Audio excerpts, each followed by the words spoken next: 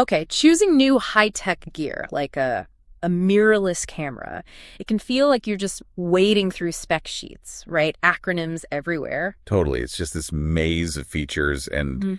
every new camera promises the world. You end up drowning in comparisons. Exactly. And you're left wondering, what actually matters for me? What's real and what's just, marketing? It is pure information overload. And that's kind of why we're here, isn't it? You don't just need a list. You need to know which tool fits your style, your subject. Right. So today we're cutting through all that noise.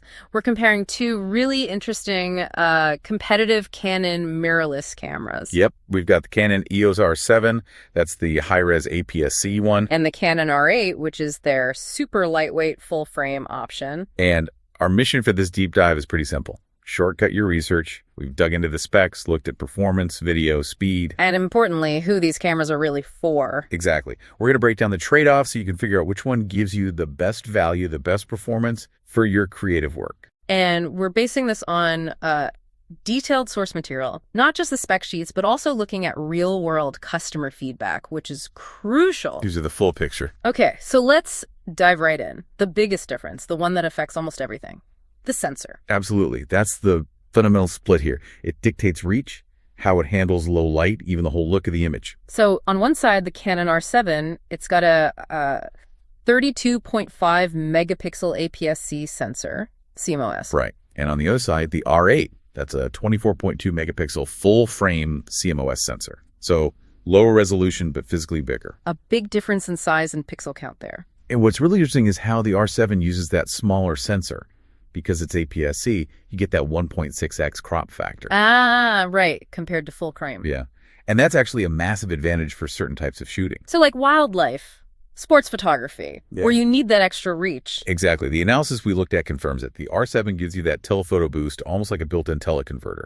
And the 32.5 megapixels means you still have detail for cropping, even with that smaller sensor. Precisely. You get extra reach and cropping flexibility without having to shell out for, those huge, expensive super telephoto lenses. But R7 is really built for getting closer. Okay, so then the R8 with the full frame sensor, where does it win? Well, it shines when the light gets low, or when you want that specific full frame look. Less pixels than the R7, but bigger pixels. That's the idea. Bigger pixels generally mean better low light performance, less noise when you push the ISO up, and wider dynamic range, capturing more detail in the brights and darks. So better image quality in challenging light. Definitely. And crucially, it delivers that shallow depth of field effect much more easily. Ah, the blurry background thing. Okay. Yep. That beautiful background blur. Essential if you're doing portraits or more artistic stuff where you want your subject to really stand out. That's a big full frame advantage. So you're trading some reach and resolution on the R8 for light sensitivity and that aesthetic? That's the core trade-off, sensor-wise. Okay, so sensor dictates quality, reach, the look. But what about speed? If you're shooting action, you need the camera to keep up. How do they stack up there? Right. And if speed is the name of the game, the R7 is pretty clearly the winner here. It's built for action. Its burst shooting is impressive, right? Very. We're talking 15 frames per second with the mechanical shutter, which is already fast. Yeah, that's solid. But then it goes up to a blazing 30 frames per second with the electronic shutter. 30. Wow. Yeah. And it includes raw burst mode with pre-shooting, which is fantastic for catching unpredictable moments, like a bird taking flight. So it buffers images before you fully press the shutter. Exactly. Increases your chances of nailing the shot. And the R8, how does it compare on burst speed? Well, this is really telling. The source material highlights that Canon doesn't even really specify competitive mechanical burst rates for the R8. The focus is elsewhere. So if you're primarily shooting fast action, wildlife. The R7 is really your only choice between these two. It's designed for it. Okay, but hitting 30 frames per second, that's with the electronic shutter. We need to talk about rolling shutter rate. Is that image distortion a problem? That's always a potential trade-off, yeah. The R7 sensor is fast, so it minimizes it pretty well, better than older cameras. But it's not completely gone. Probably not, especially with really fast subjects moving across the frame, or if you're panning quickly, you might still see some leaning or wobble. So the 1550's mechanical might still be the safer bet for critical action? Sometimes, yes, for guaranteed distortion-free shots. But having that 30 fps option is great when you absolutely need maximum speed. Gotcha. Okay, what about stability? holding the camera steady, especially handheld or in lower light. Yeah, this is another huge difference, a major technical split. The R7 has IBIS, right? In-body image stabilization. It does, a 5-axis system. And it works with stabilized lenses too, coordinated IS. And that gives you how much correction? Up to 7 stops, according to Canon, Yeah. which is pretty incredible. 7 stops. Okay, unpack that for me. What does 7 stops mean in like practical terms when I'm out shooting? It means, okay, say you normally need a shutter speed of maybe a 1/1500th of a second to get a sharp handheld shot with a certain lens. Right, to avoid blur from shaking. 7 stops of correction means you could potentially shoot at like 14 of a second, that's 7 steps slower, and still get a reasonably sharp image. Wow, that's huge for low light or using longer lenses without a tripod. It absolutely transforms what you can do handheld. It's like having a mini tripod built in. A massive advantage for the R7. And the R8, what's its stabilization situation? Yeah, that's a key difference. The R8 doesn't have IBIS. No in-body stabilization at all. Nope, it relies entirely on lens-based stabilization, so optical IS in the lens itself. Which means if you use a lens without stabilization, like a lot of prime lenses or maybe older lenses, Then you have no stabilization. None. You're back to relying on faster shutter speeds or needing a tripod much sooner. It's a big feature omission compared to the R7. Okay, this is where it gets really interesting for me. Let's shift to the smarts. Autofocus and video capabilities. These are huge areas now, especially for content creators. Definitely. And both cameras use Canon's dual pixel CMOS AF system, which is generally excellent. But there's a difference here, too. Yes, the R8 gets the newer, more advanced version, dual pixel CMOS AF2. Okay. The R7 is still good, though. How many AF zones? The R7, solid, yeah. Up to 651 AF zones. Covers a good chunk of the frame. But the R8 takes it up a notch. Quite a bit. The AF2 system boasts 1,053 AF zones. Covers nearly the whole sensor. Wow, that's a lot of points. But it's not just the number of points, it's the intelligence behind it. The R8 uses deep learning for subject detection. So it's better at recognizing and sticking to subjects. Phenomenally better, based on the reports. It recognizes people, obviously, but also animals, dogs, cats, birds, even horses, and vehicles too, trains, jets, helicopters. And it tracks them reliably, even if they move erratically. That's the promise. And feedback suggests it delivers. That sophisticated tracking is a huge selling point for anyone shooting dynamic scenes, portraits where people move, or video. Okay, speaking of video, how do they compare there? The R7 seems capable on paper. It is capable. It does 4K up to 60p, which is great. It can record for over 30 minutes continuously.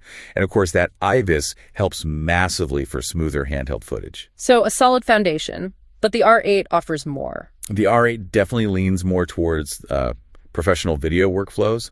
It offers 4K up to 60p as well, but it's oversampled from the 6K sensor readout. Oversampled, meaning it uses more data to create the 4K image. Exactly, which generally results in sharper, cleaner, more detailed 4K footage compared to standard 4K capture. Okay, that's a nice quality bump. What else? It also does full HD at up to 180 frames per second. For super slow motion? Yep, really smooth slow-mo effects. And for longer form content, like interviews or events, the R8 can record 4K continuously for up to 2 hours. 2 hours? That's huge compared to the typical 30-minute limit. Big difference for certain workflows, yeah. Avoids interruptions. Anything else on the video front for the R8? Yes, and this is important for serious videographers. It includes professional color grading options, Canon Log 3, and HDR-PQ. Okay, Canon Log 3. We hear about log profiles a lot. For someone maybe moving up, why should they care? What does log actually do for you? Right, so log footage looks really flat and honestly kind of ugly straight out of the camera. Desaturated, low contrast. Doesn't sound great. But it captures a much wider range of tones, more dynamic range. It holds on to way more information in the highlights and shadows. So the data is there, even if it looks flat initially. Exactly, which gives you maximum flexibility when you get to editing or color grading. You have precise control over the look, colors, contrast, shadows, highlights. So you can really shape the image in post-production. Precisely. Turn a good shot into something that looks properly cinematic, professional grade.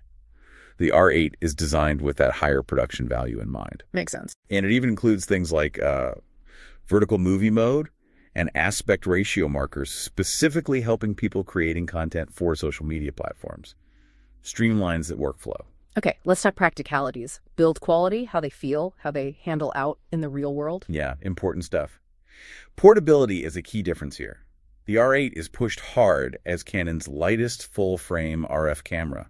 It's clearly designed for travel, for creators on the move. Easy to carry around. Right. The R7, on the other hand, is described as having a more, let's say, rugged build. A bit heavier, maybe, but with a more substantial, firm grip. Better suited for longer days outdoors, perhaps. Or bigger lenses. That seems to be the idea.